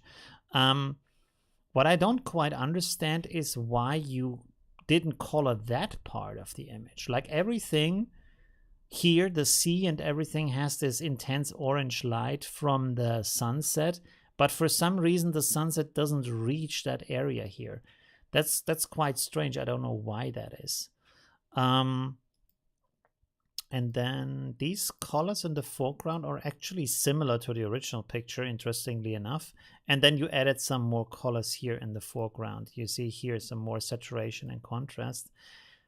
I'm not quite sure what you did to get these lines here.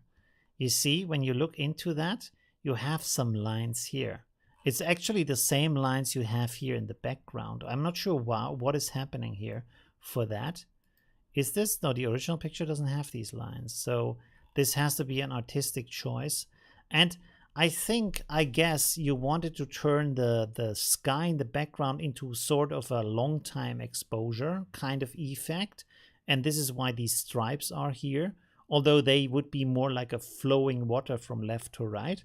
And then for some reason, you also use this kind of overlay down here in the landscape. You can see these stripes here. They look like the stripes you have on a classic TV screen. These, yeah, you know, lines that you have, TV screen lines.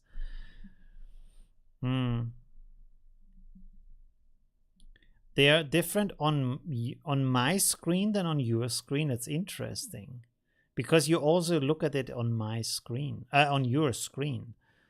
Oh, I know why. Because my screen is color calibrated. Can you see that? Is the color calibration also recorded during screen capturing? It probably has to be, right? It's not just what I see, it's also what the software sees, right? So I have a calibration device, and probably that is why the colors look different on my screen, and also with the capturing of the colors. Really interesting. Okay, thank you very much. Sandra? Oh, Sandra has created a second one. Is this the same one? No, it's a different one. Okay, we can also look at this. We don't have an original picture here, but a sunset from Pixabay as I had none. I don't know what this is. I guess you also adjusted this based on a photo you found. Oh, this is the image you blended. So these are these two source images. Now I get it. Okay, so you blended this, and then you also blended it here, but you didn't see that the mask down here wasn't completely removed. And this is why we have waves here in the landscape. Now this makes a lot more sense. You see, these are these kind of waves here. Interesting. And I think this is a digital effect. I don't see any other reason why the motion blur would go sideways on waves that are coming towards you. So this is probably a kind of stretching blur effect. I'm not sure what it's called right now, but you know what I mean. Basically a motion blur, but it's just moving from left to right. Interesting. Well, it's a nice look. And is this already the last one? I thought we have more entries. Okay. Florida, April 2021 from Shari. Thank you very much for that. Again, too much colors, too intense, too much saturation, right? So check that out a little bit when you look at it. The original actually looks pretty interesting. And already like pretty saturated too. So probably that was the reason why when you did this, you had this kind of very intense saturation. You can test this, by the way, a little bit in your software when you open this up, and then I usually make an empty layer because otherwise the color is applied to the original image. When you pick the colors here, you can see here in this HSL, you can see the saturation value. And in this case, you can see that the saturation is at 100%. So this is the maximum saturation that a color can have. Let's see over here. There we have less saturation, of course. Let's go down here. 100% saturation again in these areas. Probably over here we have less saturation because everything is also darker. 29, yeah. But in this area here, very, very saturated. I think when you go to the developer persona, You can even see when the color is clipping. Developer persona. I'm not sure why they didn't make this part of the normal persona. Do we see anything here? No, not right now. I don't use this at all, so I don't actually know how that works in the developer persona in here. But again, here you would be probably better off when you reduce your opacity a little bit. It's just everything is a little bit too much here. If you bring everything a little bit down, of course now I'm doing it for everything, not just for these colors here. So let's go with HSL here real quick. One moment, let's pick this here. You see I can reduce now the saturation of only that area. Let's take a little bit more.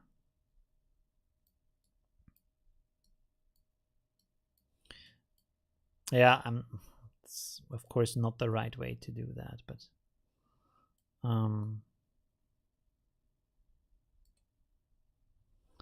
what do we have over here?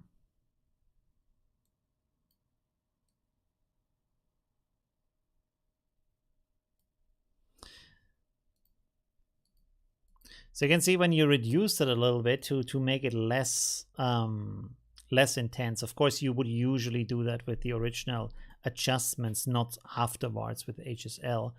But you know what I mean. Like it's just like it's too much. It burns too hard from the saturation. So like reduce it a little bit to get a more natural impression from the image, right? Because otherwise, again, it becomes a little bit flat. It looks more like a painting or like a graphic design rather than the actual sunset. Okay, but still very interesting, very nice adjustment. I like the colors here with a little bit of pink here and the violet blue over there. So pretty cool. But you can also experiment with other colors. So really just go in there and try all kinds of different color combinations with the tricks that I show you in the tutorial to see what kind of different sunsets you can create through that. It's really interesting. All right, that's basically it. These are all the entries for this week. I thought there was more, but that was pretty cool. Let me switch over to the big screen and have a look at the chat. Shari says, I did notice it seemed too strong, so I did try to tone it down. Yeah, yeah, just I see. Yeah, it's always like I said. This, I think also with Affinity Photo, it's good to save the Affinity Photo file to keep it around so later you can readjust these kind of things. Because afterwards, when you have a little bit of distance, especially let it rest overnight, look at it at the next day with fresh eyes, with the rested eyes, and then you have a better impression on how that looks, and then you can readjust it and then export it finally as an image. So that's a good way, easy way to basically have a second opinion from yourself onto the image, if you know what I mean. Okay. Yeah. What do you use to calibrate your monitor? It's called, isn't it called the spider calibrator or something? Spider color calibration. It's good enough. I would say it's not bad.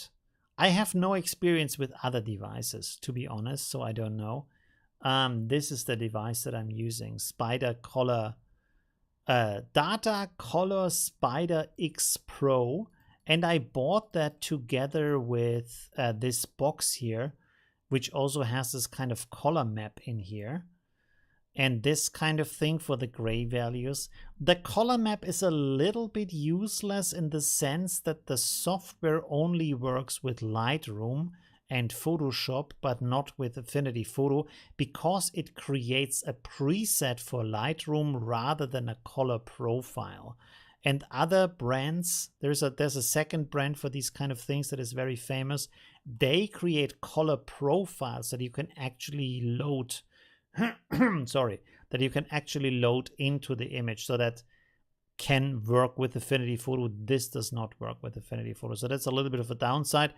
But if you use other software and if you have Lightroom, then this is still pretty good. And this thing, this little cube here, that thing, that's actually very useful because it gives you gray values, white values, complete dark values, and a reflection map on the scene with just one device that you dangle from your finger. So this kind of cube here is really, really nice. Although, to be honest, I almost never use it. Actually, I never use it. I should use it more. All right. That's it for today. Let me find the end music here. Thank you very much for watching. It was a really interesting discussion, and yeah, see you soon. Bye.